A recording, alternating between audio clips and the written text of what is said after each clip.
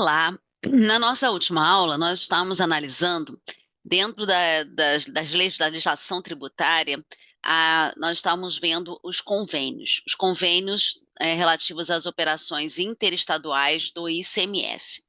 E eu tratei com vocês da discussão relacionada à obrigatoriedade de todos os estados ratificarem aquele convênio, sob pena dele não produzir os seus efeitos, né? E eu mencionei para vocês, mencionei também a necessidade após a aprovação do convênio, porque o convênio é meramente autorizativo, que viesse uma lei, né, do ente tributante daquele estado, prevendo aquele benefício fiscal, aquele incentivo fiscal.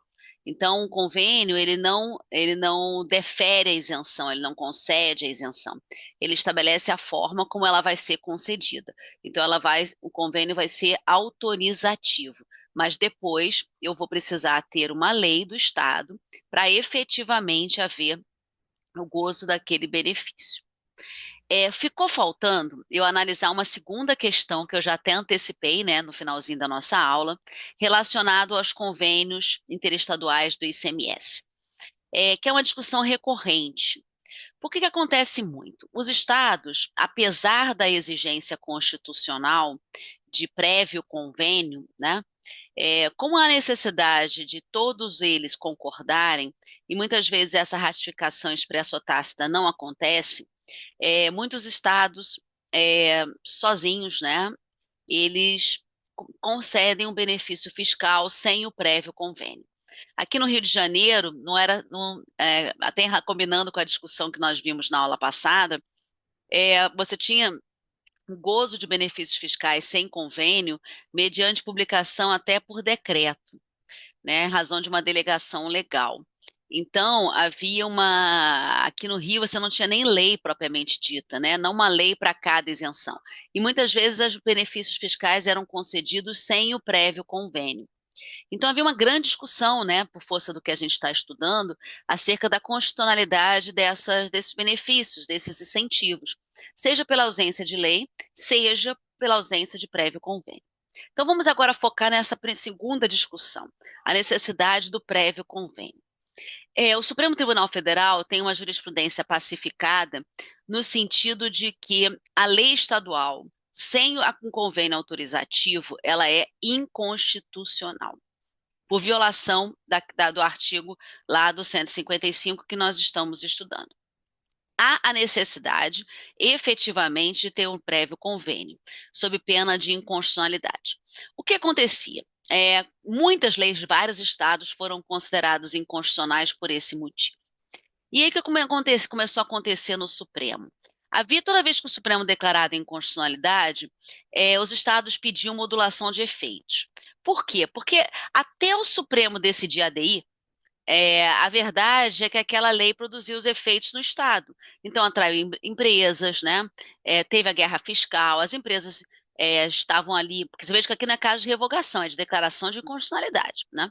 E estavam naquele estado, né, funcionando. Então, por uma questão de segurança jurídica, os estados sempre pediam modulação de efeitos, para que aquela declaração de inconstitucionalidade só produzisse efeitos a partir dali. No entanto, o que começou o Supremo a fazer?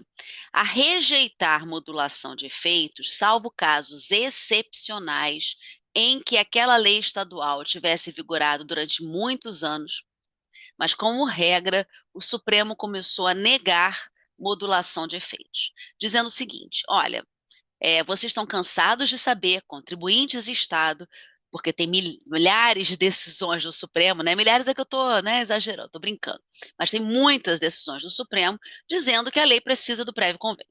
Então, todo mundo sabe qual é a posição do Supremo, né? Então, eu não vou modular efeitos porque vocês ficam jogando. É interessante que alguns acordos, alguns ministros começaram a ficar com raiva, né? Dizer assim, olha, eu não vou ficar aqui, né, modulando efeitos para casos que vocês sabem que o Supremo vai considerar inconstitucional. Então, vocês estão jogando com a morosidade do Supremo Tribunal Federal, né? Então, você espera um período, o Supremo considera inconstitucional, e aí você pede modulação de efeitos. E aí o que o Supremo disse, olha, não pode ser assim. Por quê? Porque quando você declara uma inconstitucionalidade, e aqui vamos rever isso, com efeitos ex tunc, que é a regra geral, você declara uma lei, por isso que é diferente de revogação. Tá? Isso já caiu várias vezes. Pensem, não se esqueçam disso, né? Lembre-se disso. Quando você revoga a lei, a revogação produz determinados efeitos, né? Geralmente para o futuro. Mas quando você declara a inconstitucionalidade, com efeitos ex tunc, aquela lei desaparece desde a origem. Ela é como se ela nunca tivesse existido. Porque ela vai retroagir aquela declaração e aquela lei vai ser nula desde a origem. Então vamos pensar na seguinte situação. Eu tenho uma lei concedendo no Estado um benefício fiscal, uma isenção, sem prévio convênio.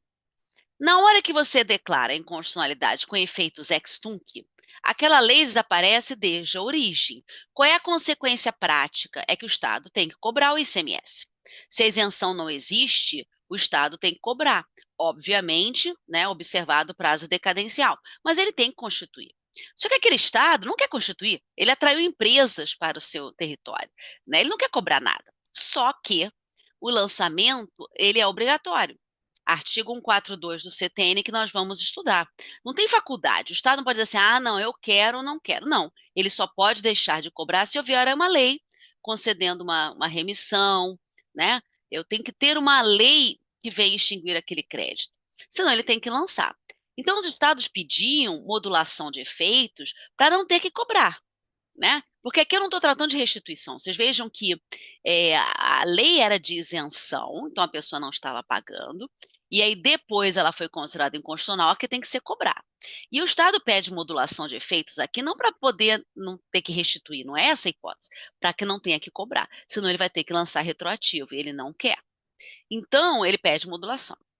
Então, como eu estava dizendo, o Supremo começou a entender, dizer assim, olha, nada disso. Só vou admitir dar modulações, né, fazer modulação de efeitos para o futuro, se aquela lei realmente tiver vigorado durante muitos, muitos anos, porque aí caracteriza uma questão de segurança jurídica. Fora isso, não. Né, porque vocês sabem muito bem que tem que ter prévio convênio. Tá? E aí o que aconteceu? As leis estaduais começaram a ser consideradas inconstitucionais com efeitos retroativos. E, repito, os estados não queriam lançar. O que aconteceu? Veio uma lei complementar, em razão dessa jurisprudência, dessa situação. Veio uma lei complementar, que é a Lei Complementar 160 de 2017, 160 de 2017, que autorizou os estados, por meio de convênios aprovados no âmbito do CONFAS, convalidar incentivos e benefícios concedidos até a sua publicação, inclusive aqueles que tivessem sido declarados inconstitucionais pelo Supremo Tribunal Federal. É como se fosse uma validação a posteriori. Eles dizem assim, olha, não teve o prévio convênio, aí às vezes o Supremo até considerou inconstitucional porque não tem um prévio convênio, aí vem um convênio posterior e ratifica aqueles convênios. Ou dar remissões, né? Convênios posteriores ratificam e autorizam os estados a dar remissões. Para quê? Para não ter que efetivamente cobrar. Porque então a remissão é um benefício fiscal, tem que ter prévio convênio. Então, qual foi a solução? Uma lei complementar, porque o 155, parágrafo 2º exige lei complementar, né? E aí o 12 lá exige lei complementar, 155, parágrafo 2º, 12 exige lei complementar. Ele vai lá, a lei complementar autoriza os estados, por meio de convênio, vocês vejam, prévio convênio, ratificar, convalidar leis anteriores que tinham concedido benefícios fiscais sem prévio convênio, inclusive aquelas, repito, declaradas inconstitucionais pelo Supremo, inclusive para conceder remissões, para evitar que a cliente seja obrigado a cobrar o tributo. E aí veio um convênio, né? Depois da Lei Complementar 160, foi aprovado o convênio do ICMS 190, de 15 de dezembro de 2017. Quando veio essa lei, muito se questionou da constitucionalidade dessa lei, especialmente em relação à parte de você convalidar a legislações que foram consideradas inconstitucionais pelo Supremo, em que o Supremo não modulou efeitos. Então, houve uma discussão, ou foi proposta, ou existe a discussão até hoje, né? Foi proposta uma ADI, que é a ADI 5902, que ainda não foi julgada, porque tiveram pedidos de ingressos de amicus curiae, eu dizia praticamente dos 27, né, estados e Distrito Federal, então vários pedidos de amicus curiae, então ele não foi julgado até agora, questionando a constitucionalidade dessa lei e, consequentemente, do convênio ICMS 190, sob o fundamento de violação principal. Tem várias alegações, mas, a meu ver, o principal é violação de separação de poderes. Por quê? Porque caberia ao Poder Judiciário modular efeitos. Se ele não modulou, não pode vir o Poder Legislativo e modular. Porque, no fundo, o que o Poder Legislativo fez foi isso, modulou. Disse só, tudo anteriormente era válido, apesar do Supremo ter considerado inconstitucional. Então, ainda concedendo remissão, desculpa, perdão de dívida. Como eu disse, essa ADI não foi julgada. Mas o Supremo julgou um tema com repercussão geral, que, a meu ver, já dá a entender qual vai ser a decisão da ADI, que é o tema 817. Esse tema 817, ele não se refere à Lei Complementar 160. Ele se refere a uma lei estadual que, com base no convênio ICMS 190, concedeu efetivamente a remissão, por exemplo. Ou seja, convalidou aquelas leis anteriores consideradas inconstitucionais. Mas vocês vejam, indiretamente, a discussão é exatamente a mesma, né? Será que essa lei estadual que se baseia num convênio, que se baseia na lei complementar, é válida? E no tema 817, o Supremo Tribunal Federal entendeu que sim, ele entendeu que era constitucional. E eu vou ler para vocês a tese.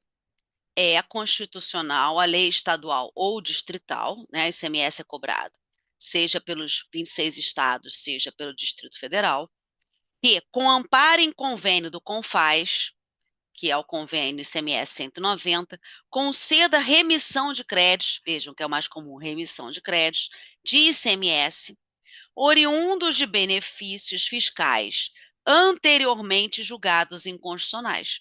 É exatamente a discussão da ADI. Né? E ele considerou constitucional a lei estadual porque se baseava num convênio, o convênio se baseava numa lei complementar, e aí, segundo o Supremo, estaria atendida a sistemática lá da Constituição Federal. Porque a concessão de um benefício, que era remissão, tinha um prévio convênio que se baseava numa lei complementar.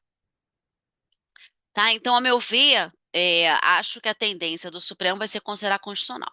Mas temos que esperar para ver, né? Porque, obviamente, o julgamento não começou, ok? Eu não sei se eu já expliquei isso, mas só para complementar, eu estou falando de CONFAS. O CONFAS é um Conselho Nacional de Política Fazendária, né? Está vinculada ao Ministério da Fazenda, ou seja, à União. E, como eu já disse aqui, ele é composto pelos secretários de Fazenda de todos os estados da Federação e do Distrito Federal. E eles é que aprovam, né, ratificam esses convênios, ok? Então é só para, porque eu não sei se eu cheguei a falar do que significava CONFAS, né? Acho que eu falei do CONFAS e fiquei meio na dúvida. Mas ele é um Conselho Nacional de Política Fazendária. E o CONFAS, como eu já disse aqui para vocês, está regulamentado lá pela Lei Complementar 24 de 75. Com isso, nós analisamos as principais controvérsias relacionadas aos convênios interestaduais do ICMS. Aquelas controvérsias que, obviamente, são mais genéricas, que dizem respeito à teoria geral, né? Dentro da legislação tributária e das espécies legislativas, né, que nós estamos estudando, que é o ponto que nós estamos estudando, nós já vimos lei complementar, nós já vimos os tratados, eu já tratei das resoluções do Senado e agora dos convênios. O último ponto de legislação tributária são as chamadas normas complementares. Essas normas complementares, elas estão previstas no artigo 100 do CTN. E aí eu gostaria de ler com vocês o 100 para eu fazer, né, para eu tecer alguns comentários. Então vamos lá, artigo 100. São normas complementares das leis, dos tratados e das convenções internacionais e dos decretos. Então, primeira observação. As chamadas normas complementares, elas são normas infralegais e são inclusive inferiores aos decretos. Então, elas são complementares aos próprios decretos, né? Os decretos são atos do chefe do executivo.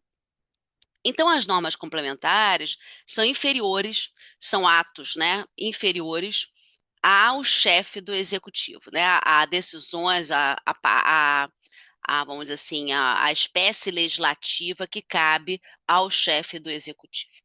Então, quais são essas normas complementares? 1. Os atos normativos expedidos pelas autoridades administrativas. Vocês vejam, inferiores ao prefeito, ao governador, ao presidente. Então, exemplo.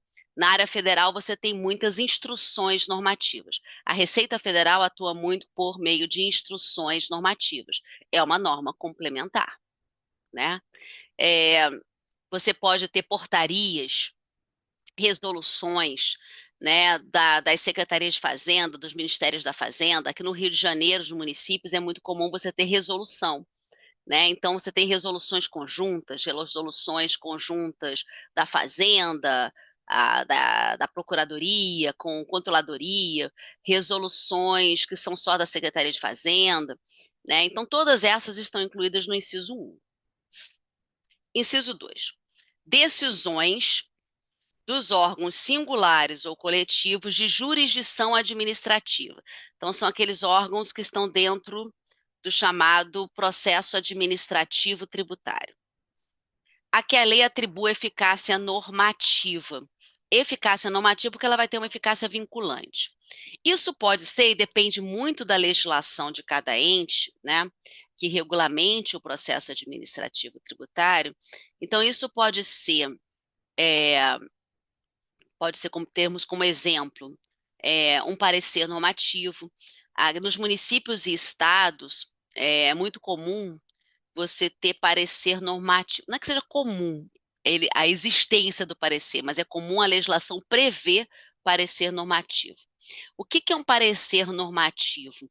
É um parecer que é uma manifestação da Procuradoria, Estado, do município, PGE, PGM, que foi aprovada pelo chefe do executivo, então prefeito ou governador, e que vai vincular toda a administração tributária, tá? Então vai vincular os lançamentos, né, a atuação dos auditores fiscais, e obviamente como veio da procuradoria, também vincula os procuradores. Então, vocês vejam, é normativo. A finalidade dele é ter uma vinculação, né? Vincular as decisões. Então, é um exemplo. Para alguns estados e municípios, decisões, você tem enunciados de conselhos de contribuintes, né? Onde você tem uma eficácia normativa, ela vincula a administração tributária. Então, também seria um exemplo. Tudo vai depender muito do que a legislação tributária daquele ente der essa eficácia normativa. O mais comum são pareceres e enunciados normativos. Isso é o mais comum, tá? Mas podem ter outras figuras. Inciso 3. As práticas reiteradamente observadas pelas autoridades administrativas. Esse inciso 3 trata do costume. Costume administrativo. Eu diria que é muito difícil, assim, na prática, eu ver eu nunca vi, né, devo admitir, um costume que vá efetivamente, vamos dizer, assim, ser considerado como norma complementar, né? O inciso 1 e o inciso 2 são mais comuns. Inciso 4.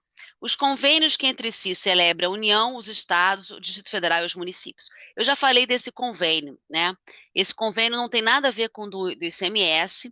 Esse convênio, ele é celebrado entre União, estados e municípios, geralmente, ou para ter delegação de capacidade tributária ativa, né? Você se lembra o ITR, que você transfere, você delega para os municípios a capacidade tributária ativa, a delegação é por convênio, é essa a hipótese do inciso 4º, ou delegações para trocas de informações.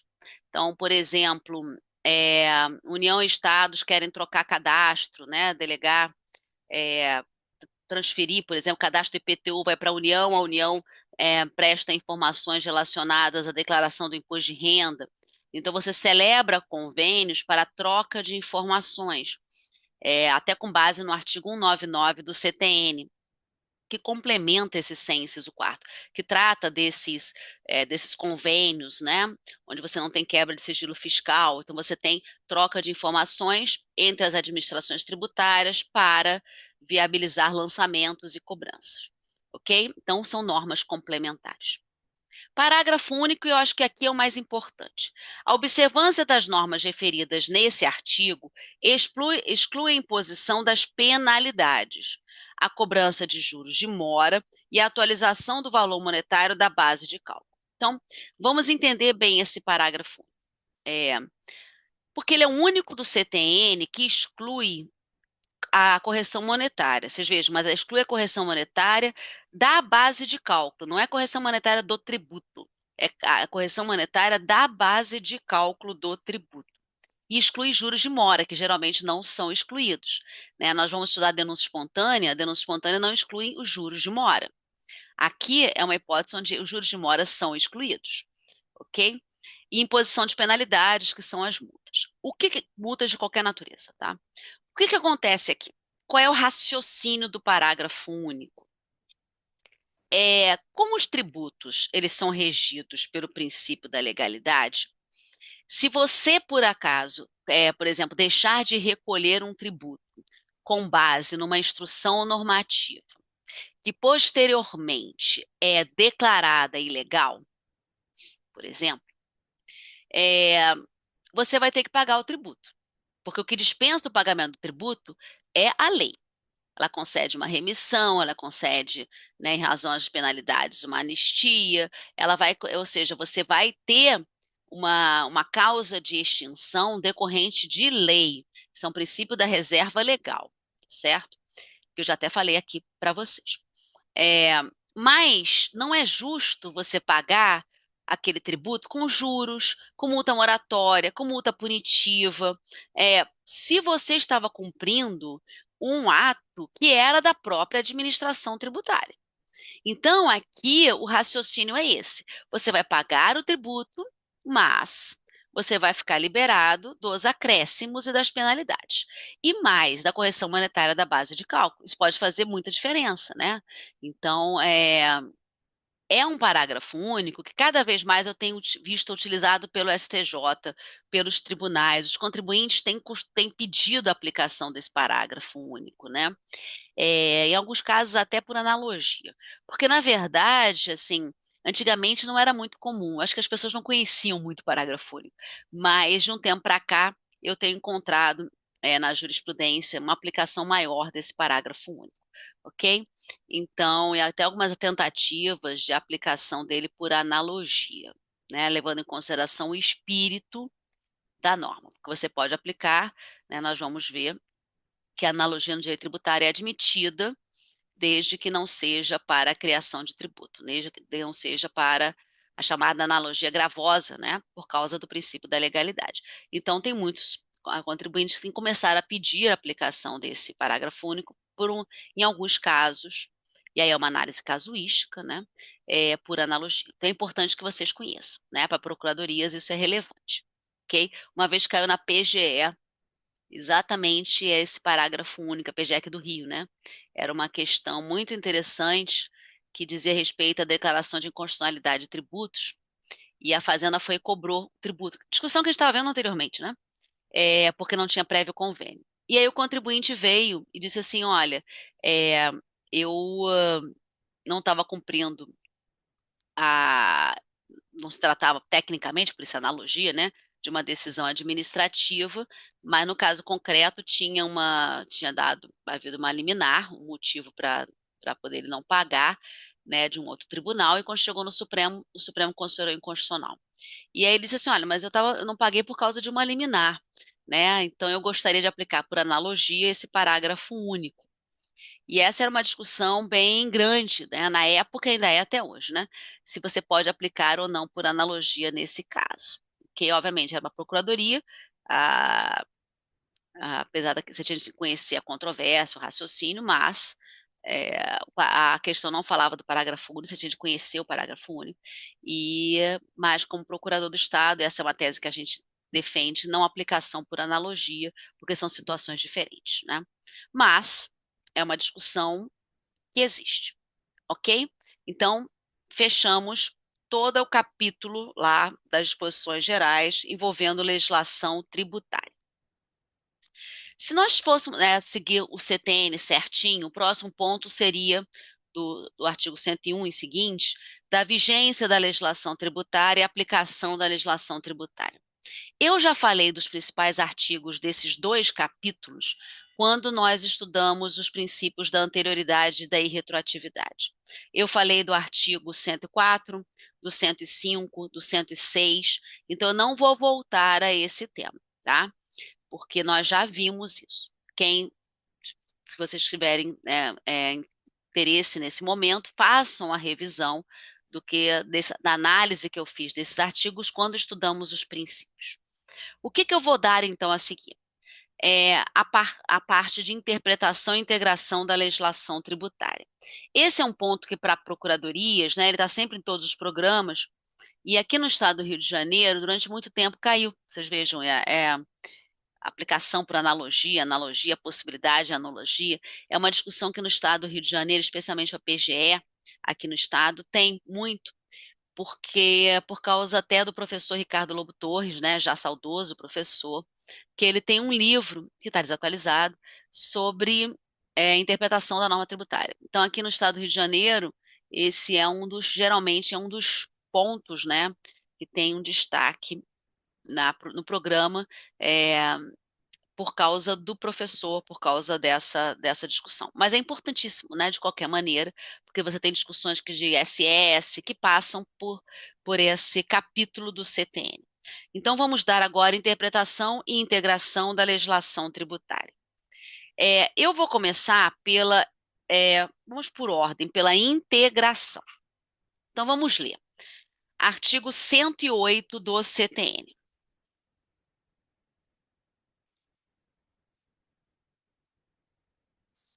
Na ausência de disposição expressa, então vocês vejam, no caso de lacuna, a autoridade competente para aplicar a legislação tributária utilizará sucessivamente na ordem indicada. 1. Analogia. Foi o que eu estava exatamente explicando, por isso que eu vou começar pelo 108, né, por causa do tempo que eu tenho nessa aula, para complementar o raciocínio que nós estávamos vendo. Então, você admite analogia no direito tributário quando há lacuna.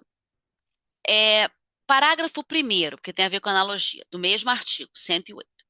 O emprego da analogia não poderá resultar na exigência de tributo não previsto em lei.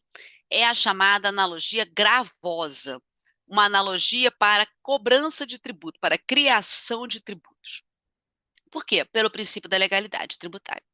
Nenhum tributo pode ser cobrado senão em virtude de lei. Então, eu não posso dizer, isso aqui parece com isso. Essa é uma discussão grande no ISS, né? A diferença entre uma interpretação extensiva e uma analogia gravosa. É entre você cobrar de um serviço que não está na lista e você cobrar de um serviço que é semelhante, que é congênere a um que está na lista. Interpretação extensiva você admite, a analogia gravosa não, exatamente por força desse parágrafo 1º. Ok? Inciso 2 do 108. Os princípios gerais de direito tributário. Todos os princípios constitucionais que nós já estudamos, né? Legalidade, anterioridade, retroatividade, proibição de confisco, né? Todos os que nós já estudamos são, quando há uma lacuna, você pode aplicá-los. 3. Princípios gerais de direito público, porque o direito tributário faz parte do direito público. Então, por exemplo, proporcionalidade, razoabilidade, que são princípios muito importantes para a aplicação de multas. Nós já estudamos aqui as multas confiscatórias, né? Eu até mencionei que o tema 863, com repercussão geral, foi julgado até recentemente, uma excelente questão para concurso. Quando nós estudamos ele, eu fiz menção a ele, mas ele não tinha sido julgado, e ele foi julgado recentemente. Ainda não transitou em julgado, mas foi julgado. E a ideia toda é proporcionalidade, razoabilidade, né, entre a infração e a penalidade aplicada. Vocês vejam, são princípios constitucionais, são princípios de direito público, tá? Então, e tem outros, né? Então, essa é uma questão importante. Exigência de licitação, nós vimos a discussão da dação em pagamento com bens móveis, vocês se lembram? A discussão é de licitação, é um princípio do direito público, ok? Quarto inciso, equidade. O que é equidade? Equidade é justiça. No caso concreto, é efetivamente eu integrar aquela norma aplicando com a ideia de justiça, que tem a ver com isonomia, né? Parágrafo 2º, que isso é importante. O emprego da equidade não poderá resultar na dispensa do pagamento de tributo devido. Eu tenho falado muito isso, falei hoje e tenho falado nas nossas aulas. Princípio da reserva legal. Você não, para dispensar o pagamento de tributo, concedendo uma isenção, para você ter uma remissão, para você ter uma anistia, tudo depende de lei. Os benefícios fiscais, os incentivos fiscais, todos eles dependem de lei. Então você não pode dispensar o pagamento de um tributo só porque você acha que é justo. Isso não pode. Vocês vejam que o parágrafo 1º e 2º tem a ver com o princípio da legalidade tributária e reserva legal, ok? Então, vamos ficar por aqui. Na nossa próxima aula, nós vamos estudar interpretação da norma. Até lá!